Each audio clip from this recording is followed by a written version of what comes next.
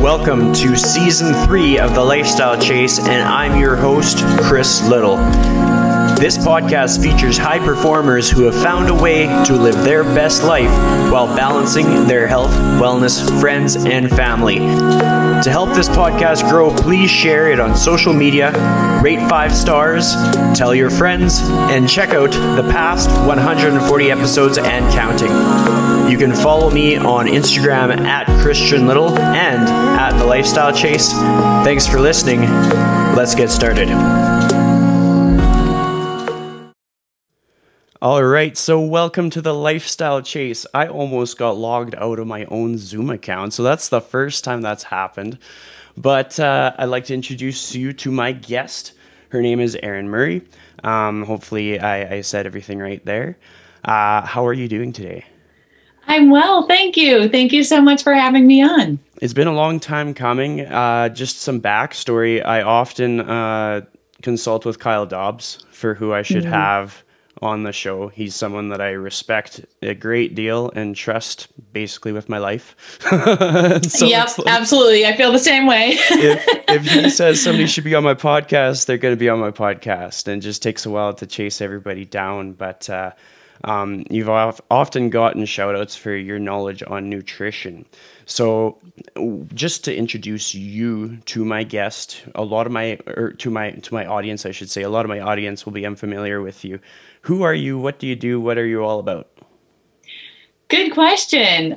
So I'm a nutritionist. I have my Master's of Science in Nutrition with a focus in research. So I definitely have that research part of my life. I'm also a research assistant, but then I also actually have my own private practice. I also have my degree in dietetics, and I'm actually in my clinical rotations right now.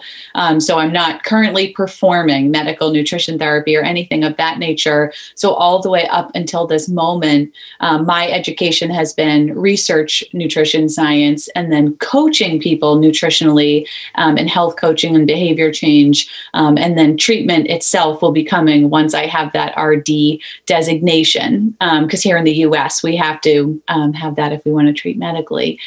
So that's coming. And I love that educational part of my life. It feels really nice to keep one foot in that space all the time too. So it'll be very weird when that's over, when the clinicals are over. But so I'm either in a lab, I am writing or researching something, or I'm with a client, or I also teach. I have a few different courses that I teach. I teach other clinicians and coaches in my class, Nourish, which we're in the middle of turning into a certification now, which has been really fun. So I'm kind of doing all sorts of things at any given moment, but it's usually related to food somehow. Well, I mean, that's awesome. And just like to reiterate, like having the RD designation, like that is no small feat. That is like climbing Mount Everest.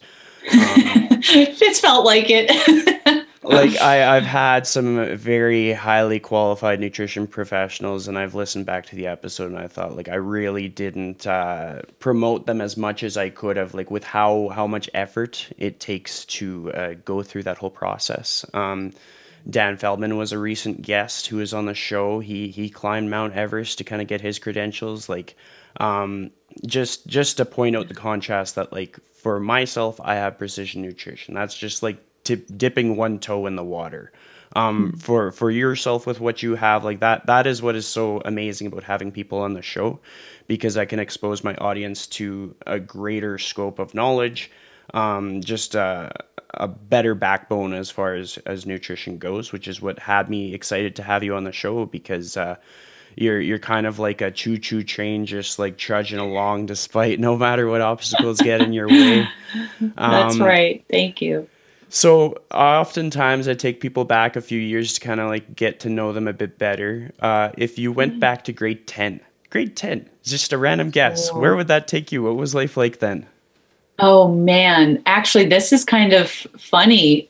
This is something I talk about a little bit in my little small community circles, because I try to talk to people about education in general, because I am someone who I was a little bit, I guess the word feral comes to mind as a high school student. So grade 10, I was a little bit of like a punk rocker when I was in high school. I would just walk out of school in the middle of the day. I was not a very good student. It was really odd. I loved school and I loved learning, but I hated school, so I would leave. And I remember teachers being like, hang in there, Erin, please keep coming, please come to class. And just for a multitude of life reasons, I was not a teen who could. The word regulation really comes to mind. I couldn't regulate myself. So there was a lot of things I loved or enjoyed and didn't do them. And I did MMA. So I would go do jujitsu and Muay Thai every day. And I would like leave school and go to BJJ and roll. So that was me in 10th grade. So I am so not the person I am now. So I talk about that a lot with people that I teach, other coaches or clinicians. There might be that formal academic experience that's really intimidating them. So a lot of the conversation that I have with them there is, I've been there. So I don't worry, like, let's work through this. Being scared of research or math or statistics or things like that. I'm really passionate about trying to make science accessible because I know the feeling of feeling intimidated by really formal learning. I've totally been there. I was bottom of the barrel. Absolutely. So that was me in 10th grade. That's so cool that like you actually had a lot to talk about with regards to grade 10, because so often like I'll have a guest and I think it's important to kind of understand like where a person kind of comes from or like their origin story. But then I'm like, okay, how can we get that in like 10 minutes and not like spend 40 minutes? Like, well, it's like I try to listen to other people's shows and then I'm like, okay, they're able to kind of encapsulate who that person is without telling the life story, but also while telling a bit of the life story to make the person more relatable. Yeah. And something that kind of stands out to me is just kind of the fact that you highlight BJJ and you highlight the whole like walking on that fine line of like liking academia but not being able to really hone in on what aspect of it that you like. I think there's a lot of people in the fitness industry, especially people who are passionate about like continuing education, that are like smart, intelligent people, but it took a while for them to find their focus or to find their like the thing that really drew them towards wanting to learn more and doing what it takes to like sharpen the needle kind of thing. So as you kind of got towards when you were going to be graduating high school, all that stuff, making the big choices, like what was that process like? Like what was your compass pointing you to do? Tell me more. Yeah. Well, basically one thing that I uncovered there was a couple things. And one was that discipline itself felt very approachable and safe to me through mixed martial arts and kind of physical pursuits. So I kind of found that using discipline was a reliable tool for me. So by the end of high school, and I was starting to mature a little bit, I actually found it very comforting to develop kind of routines or try to get myself to do things, kind of really living on that train of small wins, so to speak. So I really kind of was living in that space and pulling that in a little bit to my academic life, and actually realized I felt much better when I did so. And then I also was my biggest interest, because I love school so much, was I certainly loved the sciences, but I didn't have, and I think it's important to kind of for us all to think about, I didn't really have the intellectual confidence to study that formally at the next level. I definitely was really intimidated by it. And my other strength was actually writing. And I had a lot of teachers in school saying, Erin, they would tell my parents, Erin's a really good writer. We really hope she, just hangs on to this, because they knew I didn't like school or thrive in that environment. So there was a lot of trying to hang on to at least something that I knew I was pretty good at.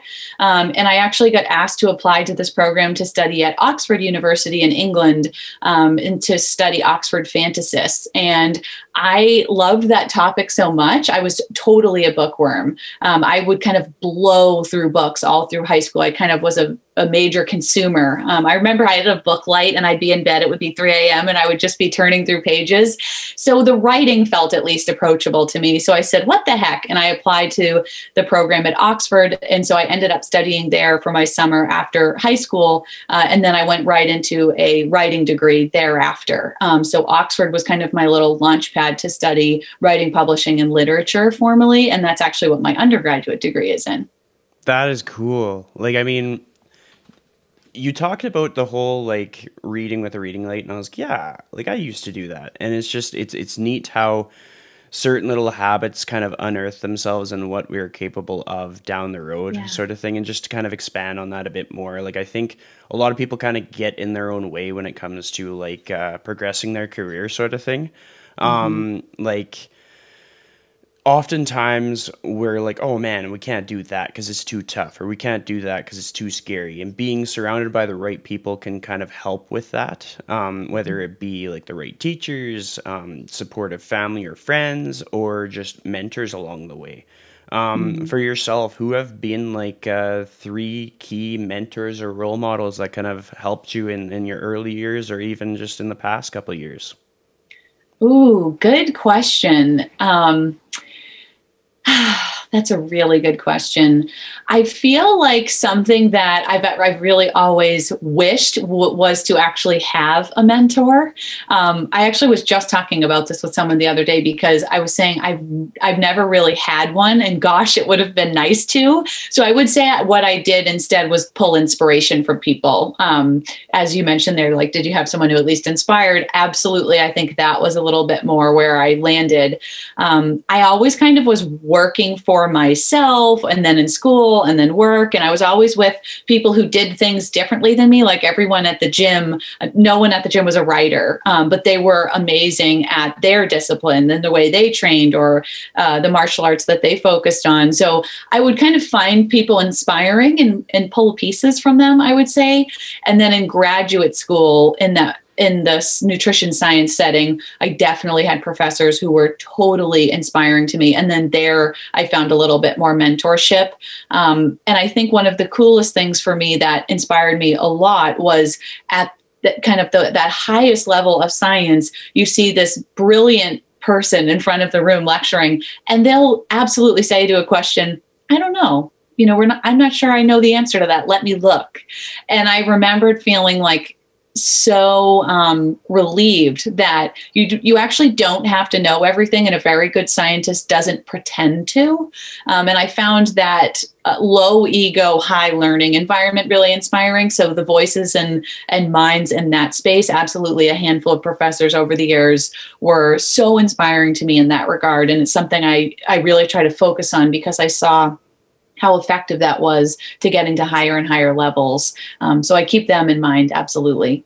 Definitely, and I think that that makes sense. It's something that can probably help a lot of people, because so many people are going to kind of look into the fitness, wellness, nutrition space and be like, "Oh, like if only I had a mentor, I'd get to where I want to be." But if you look at it a different way and kind of like assess your past situations and environments, like mentorship can be found like in a grassroots way, in the sense that like the part-time job a person had, like scooping ice cream, or maybe they worked retail at some point, like there's going to be people in these scenarios where some facet of what they do, whether they like harped on you to show up on time and it stuck with you and then you were on time for all your clients, or like all these little Yeah. things really add up. For Yeah. yourself, like what were your earlier odd jobs that had nothing to do with what you do today?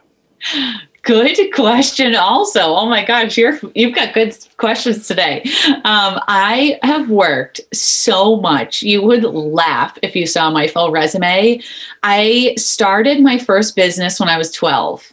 And I got this idea. I lived in this very bustling little neighborhood where there was a lot of families.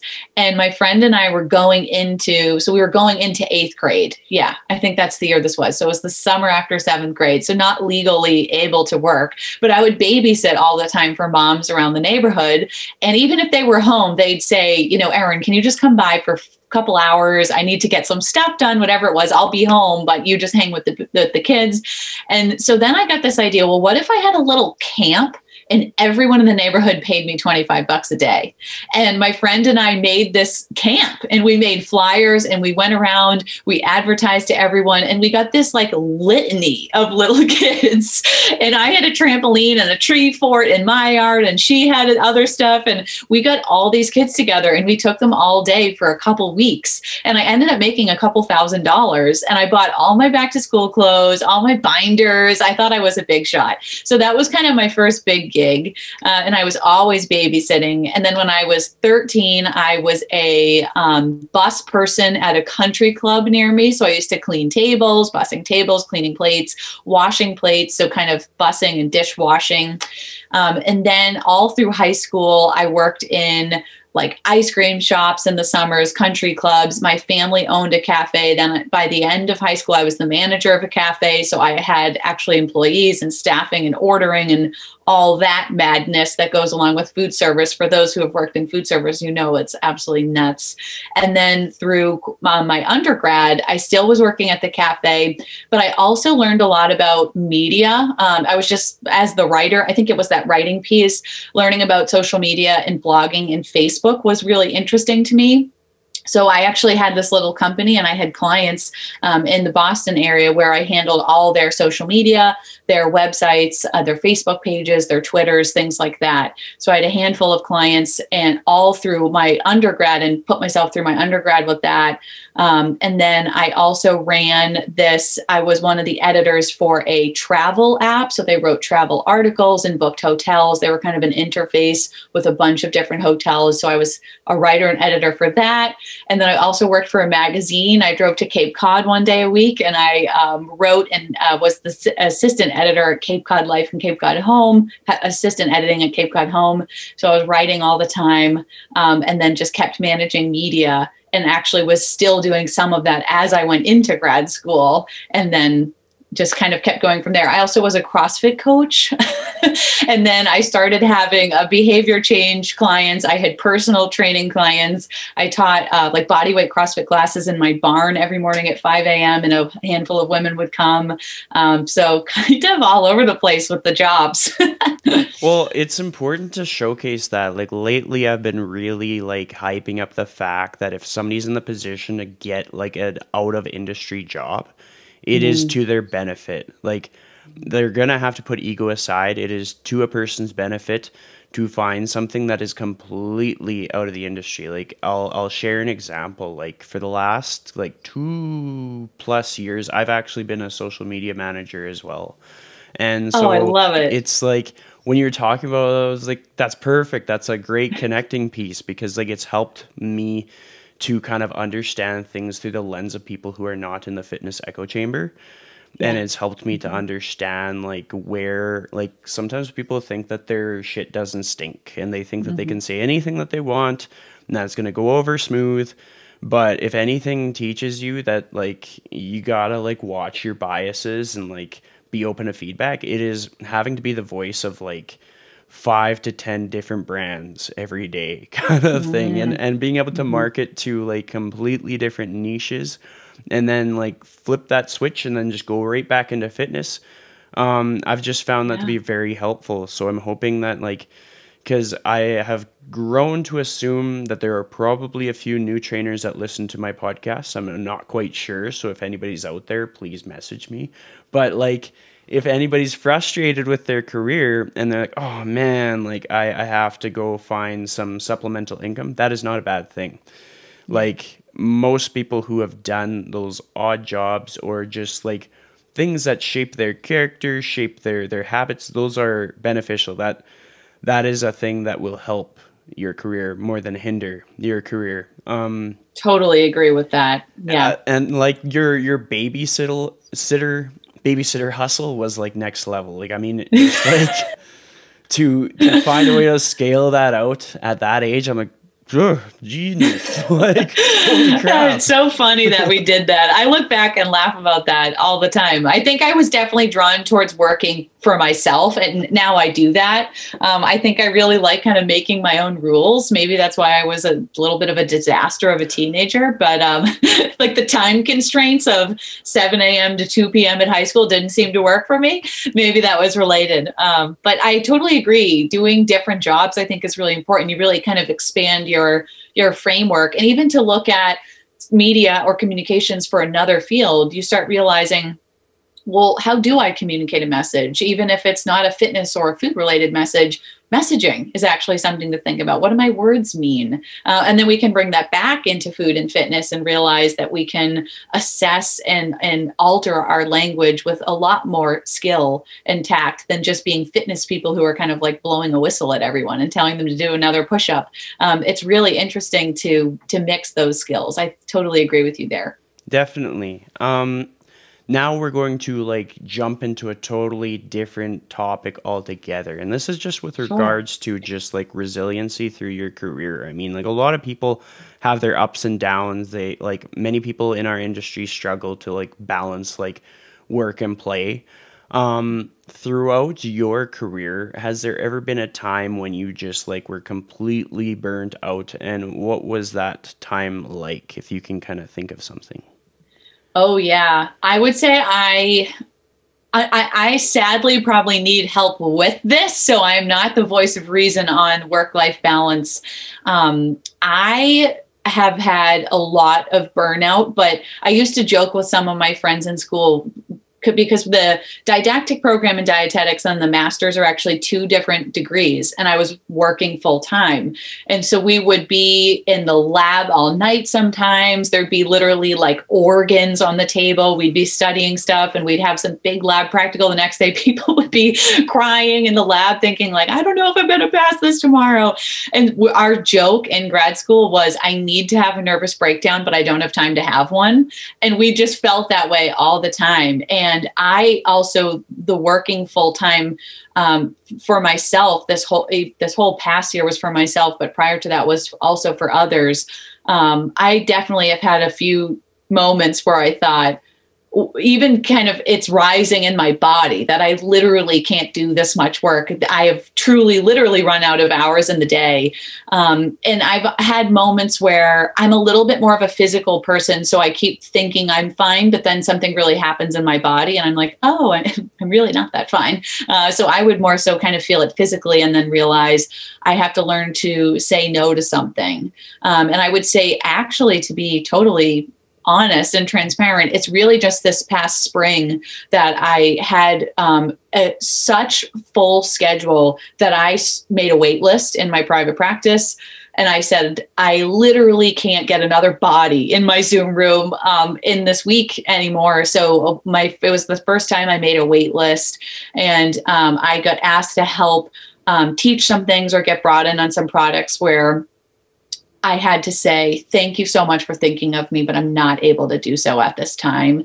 And I think for me, that the measuring stick that pushed me over the edge into realizing I need to organize my time with actually some care, because my work quality is going to start declining. And it was reaching that point where I realized there's some topics I really care about where I'm rushing, or I'm sleeping so poorly. I'm not speaking as well during the day. So when I see those symptoms crop up, I realized I'm really making an error here in how I'm handling my time, and not taking on any more clients, creating a wait list and things like that really saved me towards the middle and end of the spring, and was much needed to get through some big research projects and things like that. And it was the first time I've ever done that, and it felt really good to do it, actually. So I do encourage people, if you're on the fence, it's time to do that sometimes.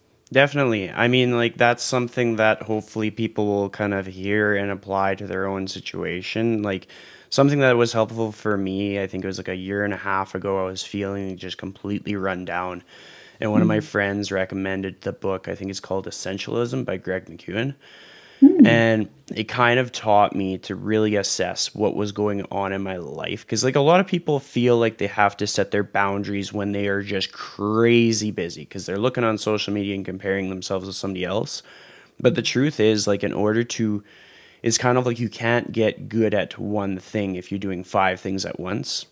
And so you kind of have to like set the parameters of what you're going to focus on, or who you're going to focus on, or like how you're going to navigate keeping your body in check. Like you talked about how like your body was sending you signs that you were kind of burnt out, rather like your mind was pushing, but your body was like, stop. I found like when I'm stressed, I usually I'm way more prone to injury. Like I won't do anything wrong in the gym, but like something will just shut down. All of a sudden I have knee pain, and I'm not a person who has knee pain like ever. Right. And it's whenever I am stressed, my body tells me stuff. And then I realize like I need to do what it takes to get more sleep, and like do what it takes to just like relax. And a lot of the time that means choosing like self-care over like a money-making opportunity. But the flip of the switch is it positions us to be like a more valuable resource. Like we're more focused on our people, and we're developing better products or putting out better, whether it be like a content through video or content through writing. Like hopefully people understand that like it is not a race to see how many things you can gather. It's sort of like it's a long distance run to see how much you can sustain a certain pace for, kind of thing. Like absolutely. So many situations where there's like if a person's looking to get more clients, and there's all these opportunities to work at this studio, work at that studio, or like take on this new role, nobody can do it all. And I found that when people reflect on like their values, reflect on like their, just maybe assess their goals, like what are their goals actually, and what is somebody else's goals that they're trying to like transpose. Like it's, I might have a colleague that is doing all this cool stuff, but it might not mean anything to me, but it's like subconsciously I might try to do all that cool stuff just because they're doing all that cool stuff. And like when people realize like nobody can do everything, nobody can do, like, not everybody's going to have a podcast, not everybody's going to be a published writer. And so when we focus on what matters, that helps. I kind of went on a long tangent there, but I have a good segue for the next topic. Oh, no, I think what you shared is perfect. I hope people listen closely to that. I totally agree with you. Well, thank you. When it comes to values, and I usually use like the words like core values, just things that are like, they make or break situations. They're non-negotiable. Like, what are your core values when you kind of think of that and reflect on that? That's a good question. I would say something that would kind of keep me up at night in a very negative way would be if I thought I could have tried harder on something. So if I skimp on something, I kind of feel it to my core. So I do that's another kind of a good reason to be selective about what we prioritize and what we actually put work into, because it's not good to half-ass something. You really want to whole-ass something if you're going to do something. So if you're going to do it, you've really got to do it all the way. And that's the only way I can work. So I absolutely have to completely get in there and get really involved and push myself. So it's actually also my learning style. I realized I get almost agitated if something isn't fully making sense to me. I really need to see that whole pathway, so to speak. If there's something where, well, how'd that molecule get from here to here? I'm not getting what's in between. I find that really agitating. I didn't realize it until I was halfway through grad school that's why I whiteboard everything. This actually annoys me. Like, I don't feel good until I kind of understand what I'm looking at. So I like that with my work. So only taking things on that I can get fully involved in. And then another core value, I think I have, it kind of depends on the topic, but if it's in regard to clients, really making sure that I create an ecosystem for transformations and implementation and programming that actually works symbiotically with the human mind and human neurobiology and physiology and psychology. So always making sure that I'm creating an ecosystem that people can heal in, because you typically can't heal in the ecosystem that made you sick in the first place. So with all of my coaching and all the wonderful souls that I work with, I'm always trying to make sure that we're doing something that can actually work with their system. So I would say I have a core value. I have a bias too. And I'm honest about this in my class Nourish with my students. My bias is always towards kind of natural systems. So whether if we're looking at agriculture, nature or our physiology or our neurobiology and the science of habit change or identity and things like that. I think that's one of my core values of my bias. I'm really biased towards natural systems and trying to work with those as fully as possible. So that we're not really fighting nature, we're really working with it. So I would say those are two big core values for me: doing the absolute best that I can, or probably not doing it at all. And then trying to do that in a natural systems setting. Yeah, and that makes sense. I mean, like, even just in the podcast space, like, I found as I'm like reaching out to guests, I can kind of tell what phase they're in based on responses. Like, there's a very wide range of people that I interview on this show. Like, it can be anything from like business professionals to just people with a cool story. Like, I interviewed a man who traveled the world except for 9 countries. He's not quite done, but it was all without flying. And he has nothing to do with the fitness industry, but I figured people could learn something from taking time out of your life to travel. But just with regards to like a person's like career aspirations, like when a person's focused on like their new course or they're focused on their people, that means I'm going to get a no for some podcast appearances. So I just kind of keep them on the radar, and I circle back. And just to reiterate to people, like, sometimes you're going to have to turn down opportunities to be able to focus on things. And it's not going to be the opportunity that you thought that it was going to be that you'd say no to. Like, even myself, I've had to like turn down different opportunities where I'd make money, or turn down opportunities where I'd have like a bigger platform, just because I had already put my eggs in one basket, and if I was going to go the other direction, I'd have to take like 3 eggs out, kind of thing. Like, I wouldn't be able to put the most of myself towards that thing I had already worked so hard at doing. And if I just committed to doing that thing, then it would go that much further. I want to talk a bit about your program. Like, you've mentioned Nourish a few times.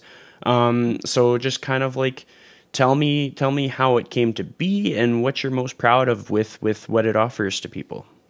Yeah, it's actually a funny story. I do some small groups in my practice. Some people just kind of prefer that small group setting. It's very accessible and approachable. So I always have that option for clients. And I had a small group opening up last winter, and a coach, actually a wonderful dietitian, a professional sports dietitian, Gianna Masi, love you, Gianna. She messaged me and said, can I join the group and just watch how you handle a group? I'd love to look at that kind of from another professional. And I said, absolutely. And then another coach messaged me and oddly enough asked me the same thing. So then I thought, okay, well, they want to learn how to handle groups. And then we kind of started talking, and some more coaches messaged once I posted about coaches want to see how to handle clients. And I got inundated with messages about, I love nutrition and I try to coach nutritionally, but I feel like I don't have assessments, programming, client structure, outcomes. People just felt like, how do you do this really? So we did a complete pivot, and we said, we're going to open up a course for coaches, and we're going to show kind of a way to coach, and you could do this with individuals or with a group. And we're going to move through macronutrient units. We're going to move through behavior change units. And then I tacked on a ton of case studies and change talk and behavior change and motivational interviewing lectures. We had special topics like the microbiome and the gut and inflammation, and also some special topics like somatic regulation and dysregulation, and ways to classify and kind of assess clients, and then how to take them thereafter through coaching programs. And it really just ended up being a blast. And we were together for months, and so many wonderful coaches ended up being in the group. And then we created a Nourish grads group, and we keep meeting, and there's a bunch of them in there. We have a second round of Nourish starting soon, probably next week. I actually think it's beginning. And so my Nourish grads also have stayed in. They're redoing Nourish. Plus we have the grads group, and we meet every month, and we have Slack channels, and we do kind of special topics, case studies, guest speakers can come in. And some of my grads are actually opening their own businesses at this time, or going out on their own. So next month for the grad meeting, I'm bringing in a business owner who did something similar and had a lot of success. So it's really kind of this I feel very passionately about making science accessible, and science in my what I've seen thus far really is one of the more asymmetric fields in our culture, where money or business or teaching or these different topics are a little bit more approachable. And science is this space where people go into their doctor's office and have no idea what their doctor is talking about. And then they leave and they're like, okay. And what I realized is a lot of coaches feel the same way. They're totally passionate about nutrition, health, and fitness, but they maybe didn't get to study it formally. They might not have the confidence to do so, or perhaps the resources and means. Some of us don't want to become $200,000 in debt. I totally get it. Some of us have paid the piper, and we have, some haven't. So even for my clients, I really want them to know what we're talking about. I will take time with my clients to explain what LDL is, what glucose is, what insulin is, and how some of these things might work. So Nourish is really that, but kind of on steroids, really trying to bring high level science to an accessible place where we can really talk about it. And I never want someone to feel stupid for asking a question. I think sometimes even in the continuing ed space, coaches feel like, I don't want to ask a question because I feel like I'm supposed to know that. So they don't even get clarity on these key foundational components of biochemistry or energy systems and metabolism. Or some people ask a question like, well, wait a minute, Erin, what's the gut? What exactly constitutes the gut? What's in there? Where does it begin? Where does it end? And that's a fair question. So really trying to bring high level science and even research reading units, because nutrition, as you know, is totally that space of diet versus diet versus diet, all this diet culture, macronutrient wars, and our clients are kind of in the crosshairs of that. So I'm trying to bring really holistic science as well into the wellness industry, because the wellness industry has really failed when it comes to nutrition. It's a diet graveyard out there. So when coaches coach well and know high level science and really know how to truly help people in an ethical way, they thrive and their practice thrives, and they make money doing something they love. And they also really make the world a better place by not contributing to the diet graveyard, where we have disordered eating, total physiologic dysregulation, and failing health. So something's really got to be done. So then we kind of turned into this little group of Avengers that's trying to make this better somehow. And we just kind of keep working on that together. That's awesome. I mean, I like the analogy of the Avengers. Like I do some subcontracting for one of my friends, and his business is called A-Team Fitness. So we literally call ourselves the Avengers. Oh, I love it. But I like that outlook on the industry, in the sense that like put our ego aside, be willing to ask like literally any question, because if anybody's good at answering questions, it's people in the fitness industry. Like the best way to learn and grow and like ascend in the industry is to just not assume that you're the smartest person in the room. Just like surround yourself with talented, smart people and be able to see the strengths that each person has. Like some people who are like brand new might have done those other odd jobs that kind of help them to have like emotional intelligence with speaking to people.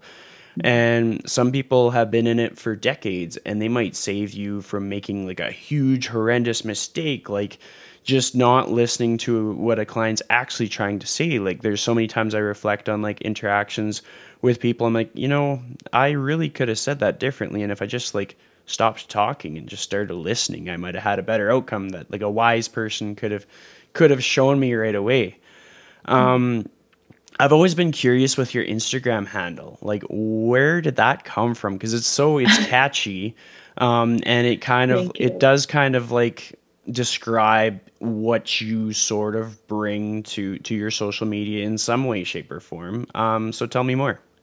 Thank you. Yeah, it's funny you say that. No one's ever asked me where that came from. It actually came from my clients. So my Instagram handle is Erin's Uncommon Eats, for those who don't know. And then my food blog is The Uncommon Dish. And the word uncommon really came from my clients. It was actually during a workshop. I was teaching a workshop at this big facility. So I actually really started lecturing years ago in facilities. It actually was funny. Side story. If you're scared prepared to teach, I really recommend teaching. It's one of the best ways to learn, for starters, because you have to prepare a presentation and you've got to know your stuff. So you really will prepare. So if you ever want to like light a fire under your butt, make yourself book a teaching engagement. And this big gym asked me to come teach a kind of nutrition 101 to their clientele. And I said, sure, that sounds really fun. And it actually sold out. They just happened to have a super high engagement gym, really tight knit community. And everyone was like, yeah, I want to go to a nutrition workshop. Sure. So it sold out. We had like 60 plus people there, I think. People were sitting on the floor. Everyone, all these people were there. I had 114 slides. I laugh at myself now for doing that. We knew it was going to be about 2 to 3 hours. And I got there. They had told me they had a projector. And I get there and they said, oh, we forgot to tell you, our projector broke. And so I just had my little laptop with 114 slides. And I looked behind me at that facility and there was this one little whiteboard. And I said, okay, we're just going to do this without the slides. And I literally talked for 3 hours with me and a whiteboard. And every lecture thereafter has seemed easy because that one was like a dumpster fire a little bit. It ended up being a blast and we had a great time, but talk about just like really throwing yourself to the flames. So I do really recommend, I actually do that with my Nourished grads. I try to give them opportunities to present. I like to bring them into my small groups and give them teaching opportunities because it's really fun and a nice way to learn. But so I started talking long ago and I was doing another workshop at a different facility and some of my clients happened to be in the audience, some one-on-one clients. And I was talking about how the norm in our culture is really to be unwell. And I view a lot of our kind of chronic overfeeding culture as a symptom of the same problem that produces diet culture. It's really this commercialization of food and a total disconnection between food, body, and all the regulatory mechanisms involved, food preparation, food, body, planet. All of that is so pulled apart and commercialized. And there's really just something between me and my plate. And then we're all kind of living in that awkward landscape and it produces problems like metabolic diseases and disordered eating. They feel like the same thing to me when you look at it in certain ways. So I was talking to people about if you really want to be well, if you really want to start building health, you have to actually divorce that and start rebelling a little bit. You got to start being a little different. It's saying no to some stuff. It's saying yes to some stuff. It's releasing a lot of old beliefs. It's releasing the way we even might view and judge our bodies. It's releasing what we may have learned as children. And one of my clients said, you really need us to be uncommon.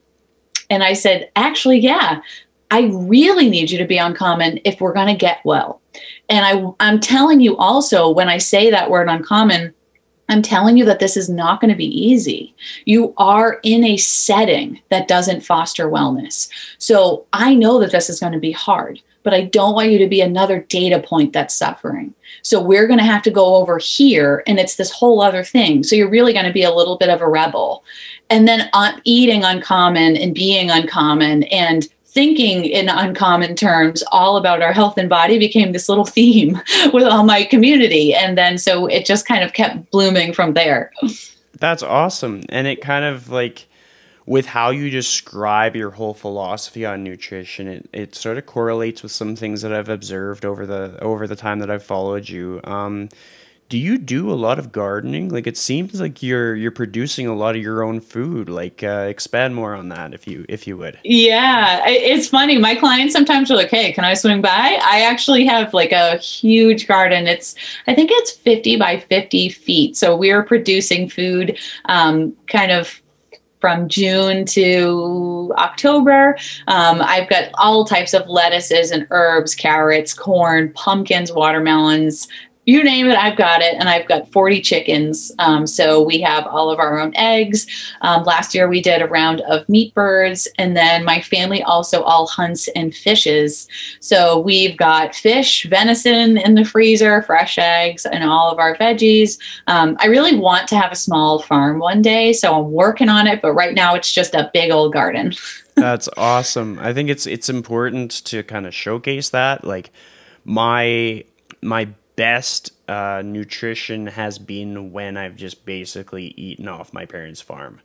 Like, oh, that's awesome. I grew up as a country kid, And in the times when I haven't been as busy, my parents have supported me by basically sponsoring all of my vegetables. And we had beef cattle and we have chickens. So I'm always having fresh eggs. I'm very spoiled in that way.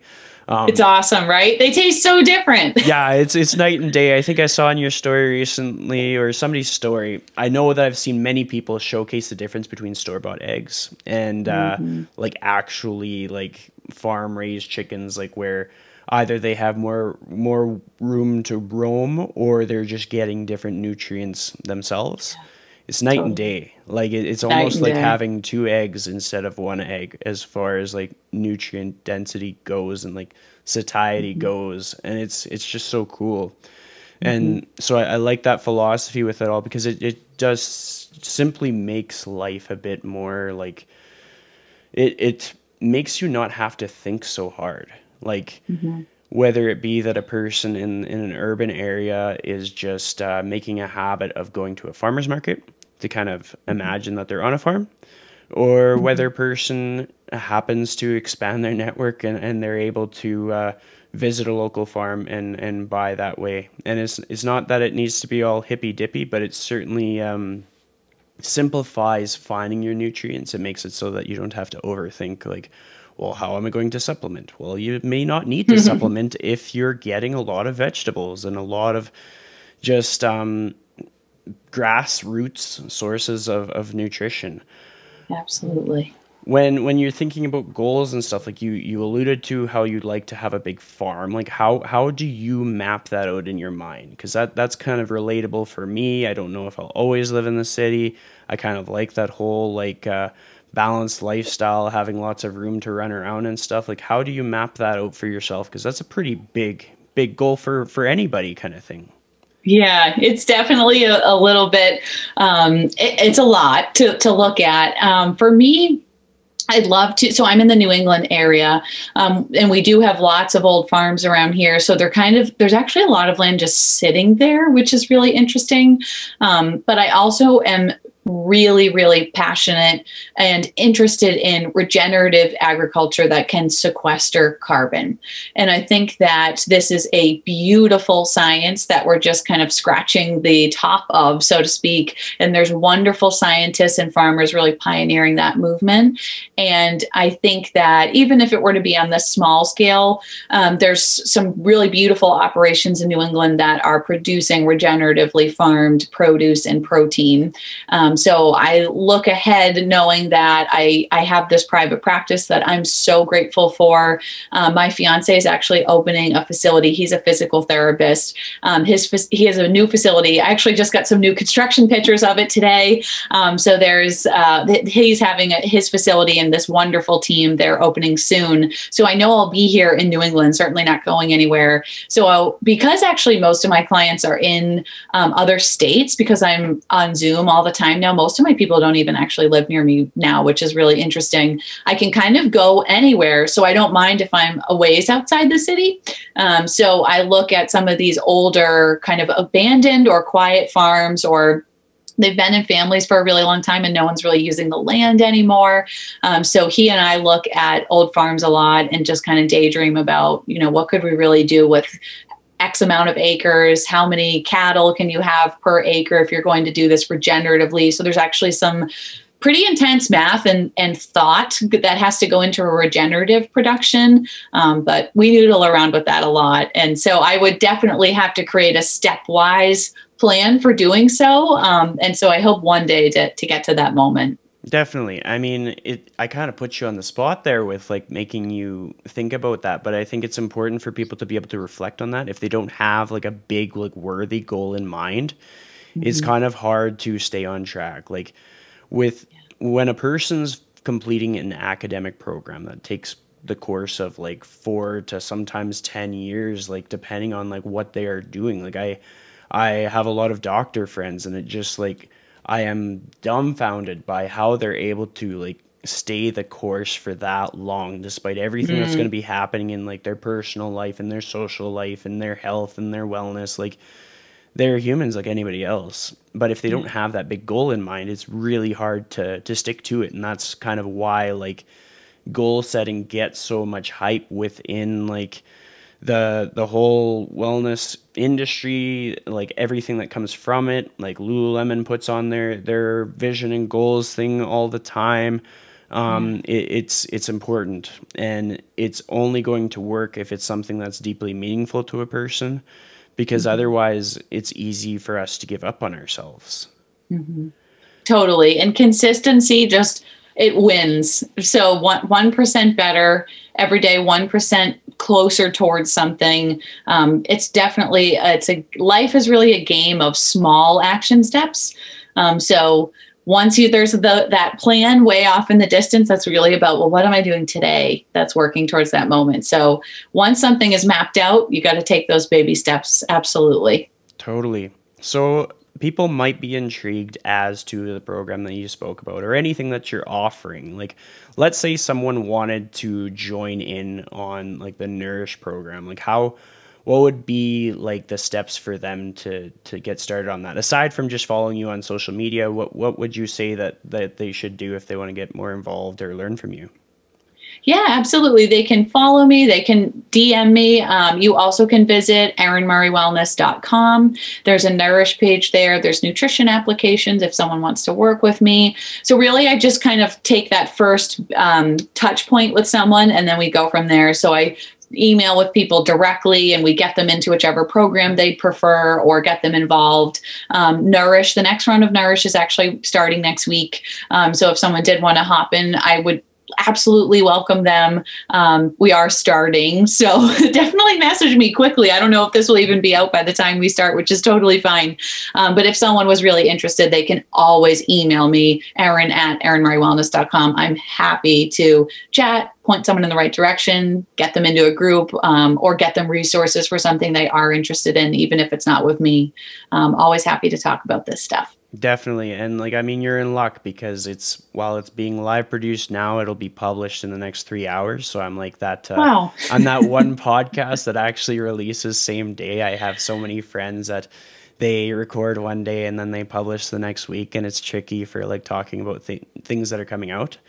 That's funny. So efficient. Wow. Oh, yeah, you have to be able to get good at like doing the things that you're passionate about in order to improve on them, because we only have so much time in the day. So like if I want my podcast to improve, I have to be able to do the same things better within that same amount of time. And that's kind of what this journey has been all about. I love it. So then I have 2 questions that I ask each one of my guests. And the first one is a little cliche, but I've been running with it for almost 3 years, so can't stop now. So the question is, if you could give people one piece of advice on how to live their life to the fullest in the most authentic way, what would that piece of advice be? The fullest and most authentic way. I would say you have to at least start. So for me, for example, with learning, I just kind of kept pulling that thread, and it eventually led me to nutrition science and the work that I do now. But I wouldn't have gotten there if I didn't start somewhere.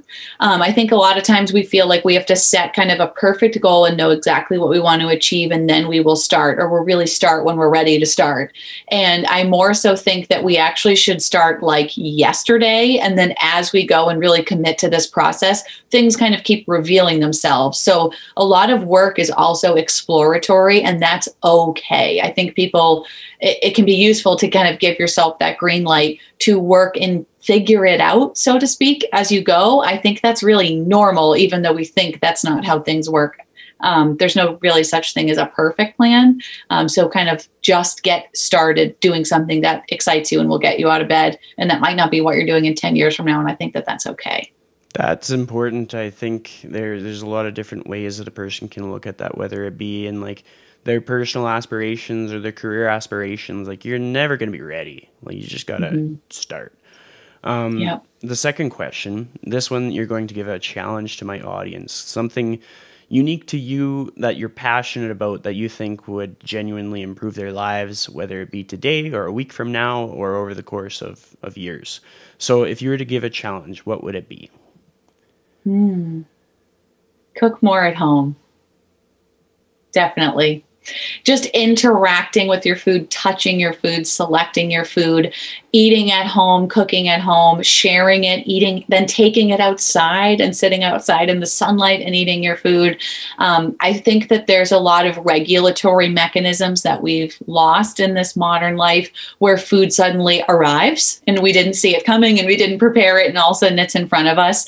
There's actually a lot of interesting research on that topic. And I think interacting with food is a very important component of actually regulating the system. So I really encourage people to find fun with their food. And many of us weren't raised in homes where we learned how to cook. A lot of households don't eat a lot at home, but that doesn't have to be our identity. We can always shift that very gently and slowly over time and start having a relationship with this part of the world that's actually coming into our body and nourishing us. And that's actually a pretty big deal. And we do it multiple times a day. So connecting with that, I think, goes a long, long way, even though that seems oddly simple. Well, it's game changer advice. Like there's been a few times when people who have really struggled with their nutrition have kind of asked for like a quick tip. And I've been like, honestly, like take time to learn to cook some dishes that you can prepare at home with mostly whole foods, if not all whole foods, like with vegetables and you're cutting up the meat, or if you aren't into meat, you cut up more vegetables. Like it's just whatever fits that person's values, but just get used to actually preparing your stuff, not like taking like a box and dumping it in or taking like something and microwaving it. Just like learn the art of cooking, and that'll get a lot of people a lot of momentum towards like having sustainable, healthy habits kind of thing. Totally agree. Yeah. And with all of that being said, I'd like to thank you so much for joining the show. Thank you so much for having me. It's been awesome. You bet.